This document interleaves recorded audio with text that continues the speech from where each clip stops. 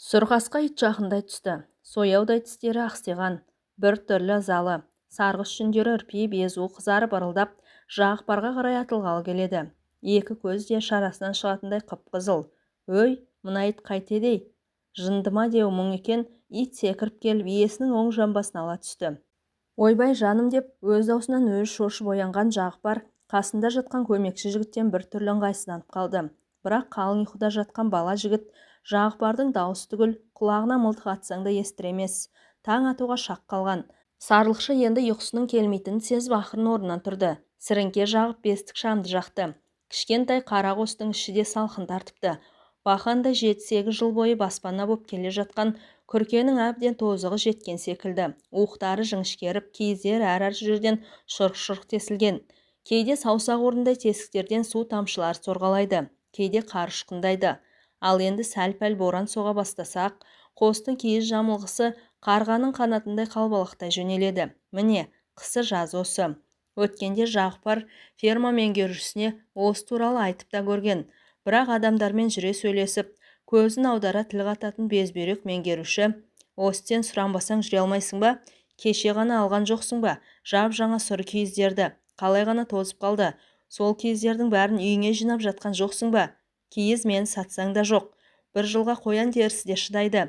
Биыл ептеп-септеп шығыңдар. Келесі жылы көрерміз" деп қолын бірақ сілтеген. "Менің киіз алғаныма пәлен жыл болды ғой. Кеше ғана алсам сұраймын ба?" Қос деген аты күнде далада ұйықтап жүргендей сезінеміз бір түрлі суық. Біз енді өзіміздің жекеменшік малымызды емес, колхоз малын бағып жүрген жоқпыз ба деп бастығының жауабына қарсы уәж айтқан. Мұны түсінетін бастығы жоқ. Бұрылып алып жөніне кеткен. Бұл неткен сұмдық. Өз жеке басымызды, өз қамытымызды ойлауды қашан қоямыз? Біздің мұқтажымызды енді кім өтемек? Осылай жүре береміз бе? Мал екеш малға да жаның ашиды. Жалған-ай, өстіп жүріп бір жерде қатып та қалатын шығармыз деп күйінген. Амал нешік? Өз қолында ештеңе жоқ болғасын іштей тынып жүре бергенің. Жағыпардың ойына осының алдындағы ферма меңгерушісі оралды. Иә, жақсыға жүрім, жаманға өлім жоқ деген осы екен-ау. Қандай абзал азамат еді. Мұң-мұқтажыңды уақытында ескеріп, қажет дүниеңді өзі әкеліп отырушы еді ғой жарықтық. Осындай әділ адамдардың ғұмыры қысқа болатындығы неліктен екен? Шешем айтушы еді. Құдайға да жақсы керек деп, тегі рас шығар. Талай жыл істес болғанда бір рет исшай десіп көрмеген едік. Топырағың торқа болғыр азамат-ай деп ол кісіні жиі еске алады. Ал қазіргісінен көңілі қатты қалып жүр. Бірдеңе айтса болды, жұмысыңнан шығарам, сенен басқа да бақташы көп деп ақырады. Жағыпар оның осынысынан тайсақтайды, осынысынан жиркенеді. Туғаннан тышқан мұрнын қанатып көрмеген момын мінезін кейбіреулер өздерінше түсінеді. Әсіресе бұл мінезін бала жастан бірге ойнап, бірге күлген ферманың мал дәрігері Жарас өзінің бас пайдасына қатты қолданатын. Екеуі бір өссе де Жағыпар жетімдіктің азабын қатты шекті. Әкесінен 10 жаста айырылған жас бала қабырғасы қатпай еңбекке араласты. Өзінен кейінгі екіні бір қарындасын, ауру анасын тапқан таянғанмен асырап жүрді. Орта мектепті бітіруге мүмкіндігі болмай, шешесі 8 класты бітірісімен-ақ жамағайын бақташыға көмекші етіп жіберген. Міне содан бері мал соңында жүр. Үйленген соң 3 жылдан кейін жанашыр анасы дүние салды. Іні қарындастарын өсіріп, адам қатарына қосты. Ол кейде отырып, Жарастың тірлігін еске алады. Оның тағдыры керісінше қалыптасады. Ауылдағы белді бір бастықтың баласы не ішіп, не кием деп ойламайды. Сабақты нашар үлгерсе де, 4-тік пен 5-тікке ие болып жүрді. Бұл тау-таста сарлықтың соңынан жүргенде, ол тәтті құтыны жеп, мамық төсекте ұйықтап жатты. Ол 10 жылдықты бітіріп, 4 жыл қатарынан институттан құлап қалды. Ал облыс орталығында техникумға түскенде жұрт: "Әкесі төре емес пе? Өзі апарып орналастырды ғой" деп шулады. Жел соқпаса шөп басы қимылдай ма? Бұл лақаптың да жаны болу керек. Бірақ Жағыпар бұл сөзге көп назар аудармады. Түссе түскен шығар. Бала жастан бергі құлын тайдай тебісіп, ойнаған досым ғой, оқысын деп іштей қуанғанда. Жағыпар апыл-ғұпыл киінді де тысқа шықты. Көзгі ызғырық самал бетті қарып өтті. Бірақ талай жылдар бойы ғұмыры тау мен таста өткен, оның денесі дала салқынына берілген жоқ. Тіпті көкірегін кере дем алып серги түсті. Аспан төсінде табақтай боп жарқыраған толық ай бес-алының ұшына ілінгенде қандай әсер етті. Жұлдыздардың кейбіреуінің нұры тая бастаған, ал енді біреулері күлегеш қыздар сияқты бейкүнә жымияды. Қар жұқа, жылдағы жарты кезде қасат биыл әл түскен жоқ, кім біледі. Соңғы кезде ауа райы күрт суытып барады. Осыған қарағанда алдағы аптада бір өзгерістің боларын ол іштей сезеді. Ол Алтайдың ауа райын осы өлкенің жай-күйін күні бұрын анықтап біліп отырушы еді. Құдды бір барометр дерсің. Оның бұл қасиеті ондаған жылдар ішінде бойына ұялады. Туған жердің қатал табиғатынан ол көп нәрсеге үйренуге мәжбүр болды. Кей кездері өмірден сүзіп алған осындай тәжірибелері көбіне көп жәрдем беріп, Жағыпарды әлденеше рет апаттанды сақтандырған. Еңбек жолын алғаш бастағанда өзінің әлде табиғатпен етене таныс болмағанның салдарынан әлденеше сарлығын қар көшкініне де берген жай болған. Адамды есейтетін, оны тәрбиелейтін табиғат екенін ол түсінген. Табиғатты аяй білмейтін адамдарды әзірелдей көретін. Көп күтім тілемейтін қысы-жазы өз көрегін өздері табатын сарлық колхоздың 5-ші түлігі. Аймүйізді жануарлар кеспірінен аң түгіл адамды сескенетін. Қайраты қандай дерсің олардың? Баяғда бір жүк машинасы қарға батқанда осындағы қара қасқа дәу бұқаға сүйреткен.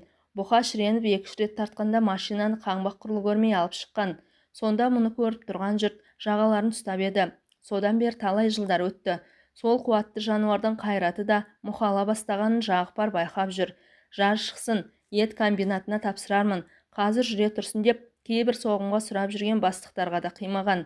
Сол үшін әлдебіреулермен түсте шайысты. Жағыпар өзінің көк дөненіне жақындады.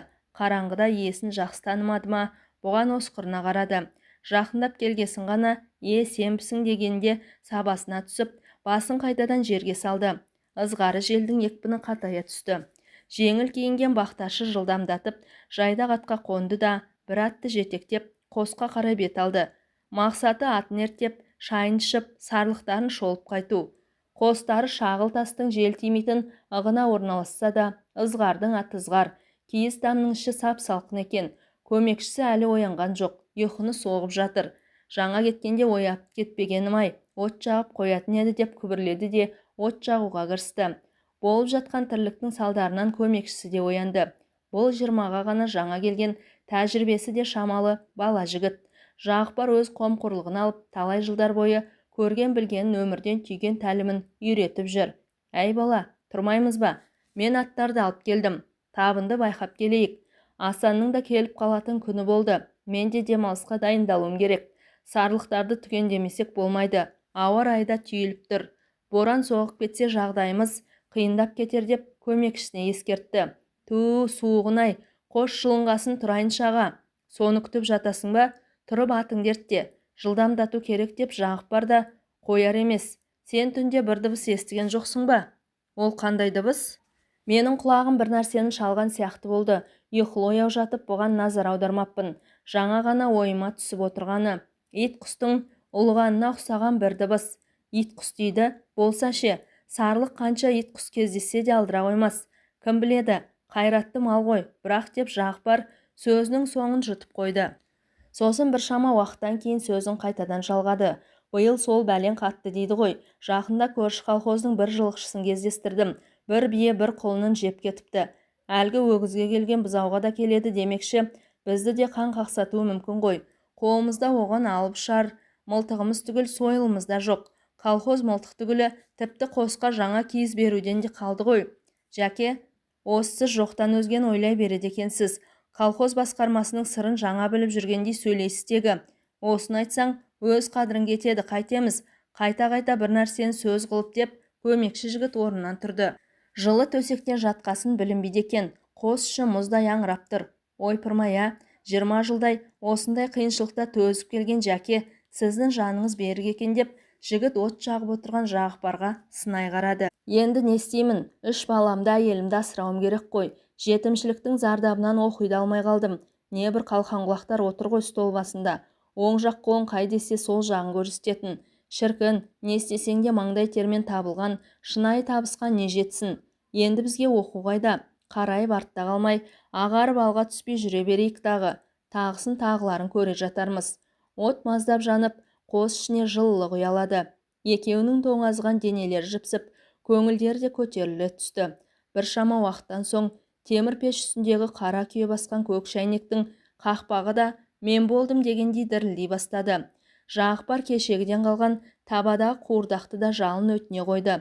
Тамақты тойып ішіп, атқа қонайық. Сарлықтар алыстап кеткен болу керек. Жақыннан қаралар көрінбейді. Осы менің жүрегім бір нәрсеге өрекпіп тұр. Неге екенін білмеймін. Бір жамандық сезсе сөйтеді. Ой, қойыңызшы жәке, ақыр заманды орната бермеңізші. Екеуі тамақтарын ішіп, қалың киініп жолға шықты. Теріскейден өкпек жел тұрды. Алыстағы көз жетер шыңдардың бәрінде де ақ қар жауып үлгеріпті. Кеше ғана ап-анық жатқан тау сілемелерінің барлығы да ақ мамықтан шапан киген. Сұрқасқа төбетте оқ бойы алда із шалып келеді. Міне нағыз қансонардың уақыты келген сияқты. Қарға түскен түлкі іздері сайрап жатыр. Сұрқасқа басын жерге салған бойы жоғарыға тартып барады. Анда-санда тұра қалып келесіңдер ме? Соңымнан дегендей бұларға жанарын сүзеді. Сосын қайтадан жортады. Мына ит бір нәрсенің иісін сезіп жүр деді Жағыпар. Төбетінің тегіннен тегін осылай асықпайтындығын аңғартып. Түлкі шығар. Бұл жерде не көп, 6 ай түлкісі көп. Солардың иісін сезген болар. Бұлар жарық төбенің үстіне шыққанда Ақсай кезеңінде жайылып жүрген бір табын малды көздері шалды. Жағыпар дүрбі салды. Біздің табын кеттік. Екеуі солай қарай бет алды. Сұрқасқа да өз бағытымен келе жортып барады. Мұны байқаған көмекші жігіт, ит соңынан жүрмейміз бе деді. Әй, қойшы соны. Ол кейде бас ауған жағына да жорта береді деді. Жағыпар төбетіне сенімсіздеу көз тастап. Сүт пісірім уақыт өткен сәтте көз ұшында жортып бара жатқан ит сәл аялдады да, сосын құбылаға қарап 2-3 рет тұрды. Итінен көз жазбай келе жатқан Жағыпар да атының тізгінін солай қарай бұрған. Бұл не болды екен? Мына төбет тегіннен тегін тоқтап үрген жоқ. Дәуде болса бір нәрсені байқады деп, Жағыпар осының алдындағы сөзіне түзету енгізгендей болды. Екеу аттарының сауырына қамшыларын көсіп алды да, солай қарай зулады. Ит қасында от орнындай қарайған төмпешік жатыр. Құрық бойы алда келе жатқан Жағыпар астындағы көк дөненді алдындағы қарайған нәрседен үркіп, кілт тоқтағанда ауып қала жаздап әзер қалды. Ой, мына неме қайтеді? Осыдан кейін 2 атта ілгері баспай тұрып алды. Бір нәрсені сезген қос сарлықшы аттарынан түсіп, ит тұрған жерге дейін жаяу жүрді. Сәлден кейін олар жол шетінде жатқан Қарақасқа бұқаның өлімтігіне тап болды. Сол баяғы өзіне етене таныс қуатты сарлық ендігі бірер сәтте Жағыпардың алдында жайрап жатты. Бір емес, бірнеше қасқырмен күш сынасқан болу керек. Өйткені жақын маңайдың бәрі тұяқ ізінен шиыр-шиыр болып қалған. Сарлық та қасқырға алғызады екен-ау, Осы 20 жылдың ішінде Жағыпар мұндай оқиғаны бірінші рет көріп тұр. Шіркін, кәрілік деген осы екен-ау. Қара тұяғынан хал кетсе, көрінгенге жем болып кете барғаның. Жауған қардан қан ізде білінбейді. Сарлықтан қалған дүние, оның қара қазандай басы, 4 сирағы, мойын ақтарылған жыны. Екеуі біршама уақыт бұларға қарап тұрды. Не істейміз енді? Ішпей жемей бір сарлықтан айырылдық, деп көмекші жігітте дегбірсіздене бастады. Бауырым, сарлық түгілі бастан да айырылып қалатын күн болады. Тәйірі, береке бірлігімізді осы мал жетелеп кетпейтін шығар. Төле десе төлеп береміз. Әрине қанша дегенмен ыңғайсыз ғой. Көзімнің қарашығындай пәтшағарды аялап жүредім. Ит құс деген пәлесі қайдан сап ете түскен, Бұл дәу болса да табынан қалған, әйтпегенде басқалар болса қасқыр түгіл арыстанға да алдырмас еді. Енді тұрғанды қоялық. Атымызға өңгеріп алып кетейік. Қосқама, мен сенің атыңа өңгеріп берем, алып жүре бер. Өзім қалғандарын барып шолып келейін деп, Жағыпар жайылып жүрген табынды тағы да жанарымен бір рет шолып өтті. Кім біледі, тағы да біреу жайрап жатпаса. Осы сәтте машина гүріл естілді. Таңғы тыныштықты тілгілеген дауыс уақыт өткен сайын жақындай түскендей болды. Әлі бұрылымға жетпеген машина сұлбасы тау даласынан көрінер емес. Таң атпай жүрген бұл не? Қабият болатын болды ғой. Ой, оңбағанның мені көрдің бе дегендей жол шетіне құлағанын деп көмекші жігіт өлі басқа зілдене қарады. Сен абыржыма, бұл да Алланың бұйырғаны шығар. Қайтеміз енді. Өлгенмен бірге өлетін жағдайымыз жоқ. Өздеріне етене таныс колхоздың көне ГАЗ-69 машинасы өкіріп бақырып, осылай қарай тартып келеді. Бұл Шібеті қыстауындағы шопандарға баратын бірден бір қатынас жолы. Қар қалың жауған кездерде қатынас та үзіліп қалатын жәйттер кездеседі. Мұндай сәттерде колхоз қар күреуге мәжбүр болады. Қазір қар жұқа, жем шөп тиеген машиналар күнде ағылуда. Сарлық жол шетінен 5 қадамдай қашықта ши түбінде жатыр. Шопан аралап жүрген төрелер шығар. Ал енді бұлардың таңнан жолға шығуларына не себеп болды екен деп Жағыпар ойланып біраз тұрды. Екейінен дем алған жеңіл машина жақындап келіп кілт тоқтады. Шофердің жанындағы ферма меңгерушісін Жағыпар андандайдан таныды. Екі беті алмадай қып-қызыл. Меңгерушісі амандық саулықтың орнына: «Ей, мыналарың не? Маған тартқан тартуларың ба?» деп кекете сөйледі. Сосын өлген сарлықтың қасына келді. «Ойбай-ау, мынау мен білетін қара қасқа сарлық қой. Бұларың не? Бұл не сұмдық а? Соңғы кезде ауырып жүруші еді. Жасы да жетті бұл малдың. Емдетейік деп едік, мал дәрігерде бұл жаққа ат ізін салмай қойды. Енді міне, айдалада ит құсқа жем болды» деп Жағыпар меңгерушіге шынын айтты. «Көрсетемін мен саған ауруды. Қарайшы, бұлардың бәлсінуін. Былтыр мен соғымға сояйын дегенде бермей қойып едің. Көр енді, осы сарлық үшін сені су түбіне жібермесем атын өшсін. Бастыққа айтып құным 5 есе қылып төлеттірем. Үндемеген сайын кетіп бара жатыр екенсіңдер. Басайын мен сендердің жындарыңды». Меңгерушісінің аузынан арақ иісі мүңкіді. Таң атпай қайдан ішіп жүр деп ойлады Жағыпар. Сосын меңгерушіге мылтық туралы мұқтажын құлақ қағыс етті. «Жоқ мылтық, сойыл алыңдар. Ер жігіт қасқырды сойылмен соғады». «Оны қайдан аламыз, Құдай-ау? Қасқыр бізді сойыл жететін жерге жақындатады ма?» «Неге жақындатпайды? Құйындай ұшып жүрген аттарың мынау. Қуып жетіп соғыңдар, әкелерін танытып». «Ту, сендермен мылжыңдасам деп басым айналып кетті ғой» деп төре 10 қадамдай әріге барып лақылдатып құстай келіп: «Кеше арақтың талонын беріп еді. Көбірек шыңкіреп қойғанмын. Бас жазатындарың бар ма?» Таудың тасынан басқа бұл жерде басеке не болсын? Арақ ішпек түгілі басымызды әрең алып жүрміз» деп Жағыпар бастығына жақтырмай қарады. Не болды соншама? Сендердің орындарында болсам, мен өзімді курорттағыдай сезінер едім. Қайтем, қалтамдағы табақтай дипломмен бақташы болайын ба? Елден яттағы. Жұрттың бәрінің қалтасына табақтай диплом түсті ғой. Бірақ одан келіп кетер бар ма деп Жағыпар селқос жауап қайтарды. «Қосымызды дұрыстаңыздар. Суық, түнімен тоңып шығамыз». «Не дейді мынау? Сен мына қасқыр жалмаған сарлықты төле. Айттым ғой, су түбіне жіберем деп. Жіберем. Сол жыртық қосқа да зар болып қалма тегі». Жағыпар бастығынан ештеңе шықпайтын болған соң сөзді қысқартуға мәжбүр болды. «Сен біздің жылқышыларды көрдің бе?» деді меңгеруші сәлден кейін. «Соғымға кетіп бара жатыр едім». «Жоқ, көрген емеспін». Сен не көресің? Алдыңдағы сарлықты да көрмей қасқырға жегіздің. Төлейсіңдер, төлеттірем. Мұны мен қоймаймын». Ферма меңгерушісі өз бетімен сапарын жалғастырды. Екі бақташы да шаруаларын тындыруға асыққан. Алыстан анда-санда қорсылдаған сарлықтардың дыбысы талып жетеді. Ауа райы суық болғанмен бір түрлі тымық. Осыны пайдаланған Жағыпар шашыла түсіп жайылып жүрген малдарын бір жерге жинап қосқа қарай жақындата берді. 3 күннен соң ауылға 2 аптаға демалысқа кеткен Асан қайтып оралды. Ол да мұнда болған жағдайды ауыл орталығындағы өсек төбенің үстінен естіген екен. «Жәке, жағдайың қиын. Ферма меңгерушісі сені орнынан алсын» деп бастыққа докладной жазып беріпті. «Сен істесең, мен істемеймін» депті. Шамасы өзінің көрші колхоздан көшіп келген ағасын орналастырмақшы өстіп. «Өсек төбең шулап жүр. Тағы да бір әңгімелері бар» деп Асан сөзінің аяғын жұтып қойды. «Ол қандай әңгіме?» деп Жағыпар да елең етті. «Кім біледі, әйтеуір өтірік пе, шын ба?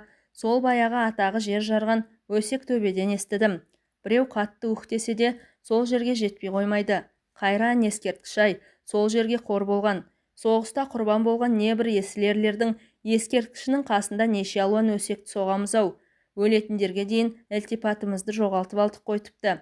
Сенің әлгі доғдыр досың Жарас ше?» Оған не болыпты? Ештеңе болған жоқ-ау. Ауырғанын жасырған арам өледі дегендей жасырмaya қайта берейін. Сол досың жеңгемізге барады деген лақап тарап жүр. Жел соқпаса шөп басы қимылдай ма? Ой, сен не деп оттап кеттің? Есің дұрыс па? Жарасың не? Жеңгең не деп Жағыпар күтпеген әңгімеден ыңғайсызданып қалды. Дәл солай дейді. Оны естіген құлақта жазық жоқ шығар. Тәй-тәрмен, жұрттың өсегіне ермей жайыңа жүр. Жарас ондай жігіт емес. Әйеліме де тіліңді тигізбе. Балаларым бар, соларды сағындым» деп Жағыпар аз кем ойланып қалды да сөзін әрмен жалғастырды. «Жастайымыздан бірге өсіп, біте қайнаған соң қалжыңдаса береміз. Бірақ көре алмаған ел неше түрлін ойлап табады ғой». Қысқа түн батуға шамалы уақыт қалғанда Жағыпар атына қонып 2 апталық демалысын өткізуге ауылға қарай бет алды. Жәке деген дауысқа жалт қараса көмекші жігіт екен. Сойылды ұмытпа, сойылды, қасқыр соғамыз. Қысқа таяған уақыттың күні қысқа, түні ызғарлы болатын талай жылдар мал соңында жүрген Жағыпар бес саусағындай білетін. Осы жолда аяғына қалың сұр пимасын киіп, үстіне ешкі терісінен тігілген дәу күпісін ілген. Қостан ауылға дейін суыт жүрген адамға 3-4 сағаттық жер, бірақ алдынан ызғар соғып, Жағыпардың көсіле жортуына мүмкіндік бермеді. Шалқайып туған айға жанарын сүзді. Бұрынғылар айтушы еді, мұндайда қыс қатты болады деп, кім біледі, алда не күтіп тұрғанын. Талай қысты көрдік қой, мұны да соңымызға салармыз. Су шағып жатқан уақытай десеңші, бақташы таяғын кеше ғана ұстаған сияқты едім. Міне өзім де біреуге ақыл үйрететіндей жасқа келіппін деді ішінен. Көкдөнен жол үстімен еңіске қарай ызғытып келеді. Уақыт өткен сайын Жағыпардың денесі түн салқынына үйрене бастады. Өзіне бес саусағындай таныс жоталар, белдер, жолдар, қырқалар бірте-бірте соңында қалып қалды. Міне мынау ойым, мұнда да әлденеше шопан қыстағы бар. Колхоз ірі малды бұл жерге жолатпайды. Мұндағы себебі қой отын жеп тауысып қояды дейді. Онысы да рас шығар. Болат тұяқты сарлық пен жылқыға не шыдасын? Бір аптаның ішінде ақ жердің қара қыртысын қопарып тастасын. Кенет Жағыпардың есіне Асанның түс әлетінде айтқан сөздер оралды. Жүрегі өрекпіп, шалқып келе жатқан көңіліне еріксіз бір ызғар кіргендей болды. Жоқ, олай болу мүмкін емес. Бәрі де жала, өтірік деп айқайлағысы келді. Бойын лезде ашу өрті шарпып өтті. Бірақ өз көзі жетпегесін жұрт сөзіне сенгісі де келмеді. Жан досым деп жүрген жарасты әлгіндей жамандыққа тіптен қиғысы келмейді. Ой, осы елдің сөзін қойшы. Түйме дейді түйедей ететін қызыл тірлер қаншама. Сол 30 тістен шыққан жай ғана дақпырт шығар деп Жағыпар Асан сөздеріне көп мән бермей қайтадан күндегі жайдары қалпына келген. Міне, салт аттының соңында Жігітай қырқасы да қалып бара жатты.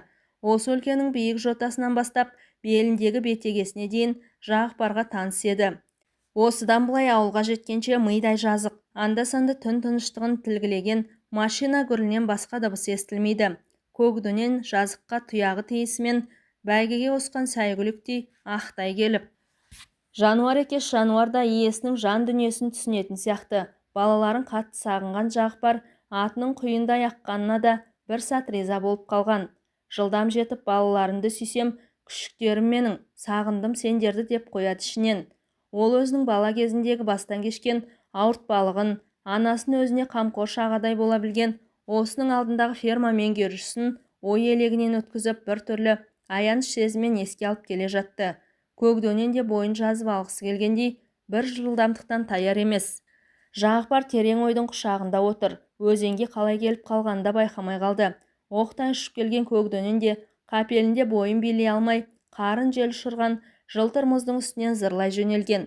Жағыпар осы сәтте қалың ойдың құшағынан сытылып шыға берді. Бірақ кешеді. Көкдөнен мұзын ойып алып кеткен шұңқырға келіп сүрінгенде ат иесі құрық бойындай қашықтыққа ұшып кетті. Басы ойылған мұз қиыршығына қатты тиген соншалық әп-сәтте есінен танып қалды. Шалқайып туған ай көк төсінде ескексіз қайықтай жүзе берді. Жер дүниені әлсіз жарыққа бөлеп өз бағытымен қалқып барады. Сәлден кейін аңызақ жел тұрды. Айналадағы мұз үстінде екі тіршілік иесі жатты. Қанша уақыт жатқаны белгісіз. Әлден уақытта Жағыпардың жүзін жылы леп шарпығандай болды. Кішкентай кезіндегі анасының аймалаған сияқты бір түрлі жұмсақ ыстық еді. Іле есін жиған, көзін ашты. Жүзіне тікөніп тұрған Көкдөнені таныды. Манағы ызғарлы желде саптыйылған. Аспандағы сары табағай тау тасасына жасырынуға бір құлаштай ғана қалыпты. Жағыпар өзіне қарай телміріп, еміренген жылқының маңдайынан жанарынан сипады. О, жасаған ем, мал екеш малда өзі берілген адамын тастап кетпейді-ау. Бұл да болса адам үшін бақыт шығар деп күбірледі де. Сен кеткен жоқсың ба? Кетпедің бе? Мені күтіп жүрсің бе? Мен тірімін. Маған ештеңе де болған жоқ. Қазір. Ол орнынан тұруға ыңғайланды. Басы әлде меңзең. Барлық қайратын бойына жинап, сүйретіле орнынан көтерілді. Айналасындағы қара барқын таулар да мұның тұруына жәрдемдескендей бір түрлі мейірімін төге манаурайтын секілді. Атының тізгін ұстады. Көкдөнен-ау, мен сені жақында ғана тағалап едім, қалай ғана жығылдың деп тағы да атының мойнынан жалынан сипады. Ерніне жабысқан сүңгіні қағып түсірді. Бәле деген аяқ астынан ғой дегендей Көкдөнен де пысқырынып басын изегендей болды. Жағыпардың үйі ауылдың шет жағында еді. Жарық сөніп, ауыл ұйқыға енген. Анда-санда шәуілде бірген қаңғыбас иттердің даусы болмаса, айнала құлаққа ұрған танадай тыныштық құшағында. Атын шөпке қоярдан бұрын үйге кіріп, балаларын бір-бір сүйіп шығатын Жағыпардың көптен қалыптасқан әдеті еді. Қазір де солай істеуге ыңғайланды. Көкдөненді шөп қораның сыртына байлады да үйіне қарай адымдаған. Басы құрғырда ауырып әкетіп барады. Ауыз үйдің есігінен тартты. Ілгегі саулулы тұрған. Есік мыңқ етпеді. Ақырын басын келіп төргі бөлменің терезесіне тықты. Көпке дейін дыбыс болмады. Ой, мыналар тірі ме деп күбірлеп жүріп тағы да қақты. Әлден уақыттан кейін шам жағылып үй ішіне көмескі сәуле орнады. Терезе сырты қымтаулы болғандықтан үй ішіндегі тіршілік аңғарылмады. Жағыпар қайтадан есікке қарай беттеді. Неге екенін белгісіз жүрегі өрекпей бастады. Әлден уақытта есік ашылды. Қараңғыда әйелінің жүзін анықтай алмады. Сен бе едің, неғып кешігіп жүрсің деген Сағымгүлдің сөздері тым өктем естілгендей болды. Ендігі сәтте арғы жақтан тағы да есік ашылып, іле ер адамның сұлбасы көзге ұрды. Жарас. Жағыпар өз көзіне өзі сенбеді. Иә, сол өзінің досы.